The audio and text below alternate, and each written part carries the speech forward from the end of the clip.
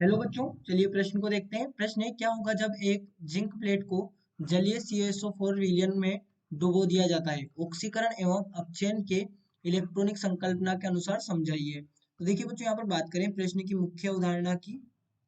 मुख्य अवधारणा, तो देखिए ऑक्सीकरण और अपचयन की इलेक्ट्रॉनिक संकल्पना क्या होगी? तो यदि हम बात करें ऑक्सीकरण की, ऑक्सीकरण, तो ऑक्सीकरण क्या होता है?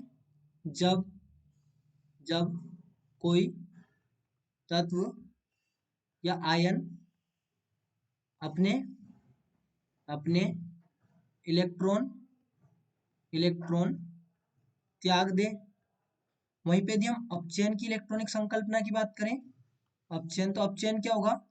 जब कोई तत्व या आयन इलेक्ट्रॉन ग्रहण ग्रहण करे। अब यहाँ पर समझें, यदि हम बात करें जिंक की, जिंक तो ये एक प्रबल अपचायक होता है। प्रबल अपचायक प्रबल अपचायक होता है।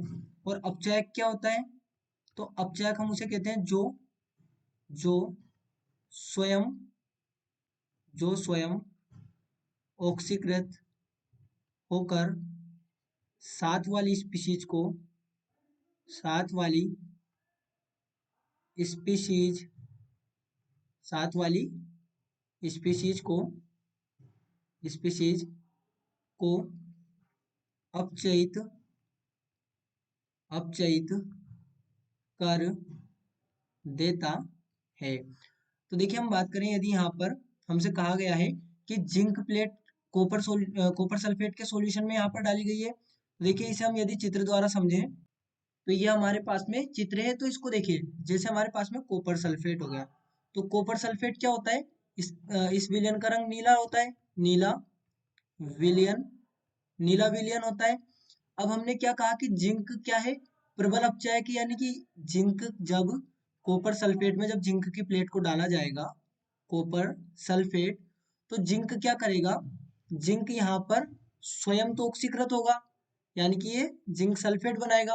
और कॉपर को क्या कर देगा? ये यहाँ पर जिंक जो है स्वयं ऑक्सीकृत हो गया और कॉपर को इसने अपचयित कर दिया, यानी कि यहाँ पर क्या हुआ? Zn प्लस Cu2 प्लस से ये परिवर्तित हो गया plus two Zn plus two plus copper में Zn plus two plus copper में, यानी कि ये रिएक्शन कैसे हुई?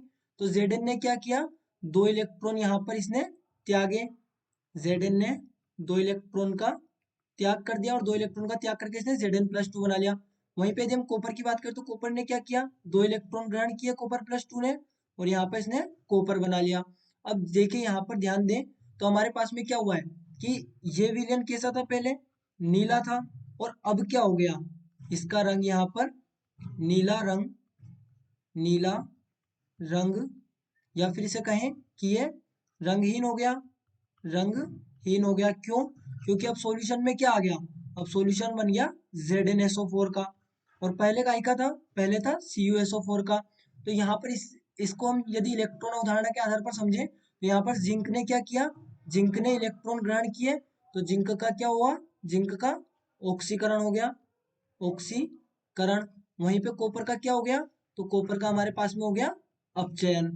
तो इसे हम इस प्रकार से यहाँ पर ऑक्सीकरण एवं अपचयन के इलेक्ट्रॉनिक संकल्पना के आधार पर समझ सकते हैं। तो बच्चों, आशा करते हैं आपको प्रश्न समझ आया होगा। धन्यवाद।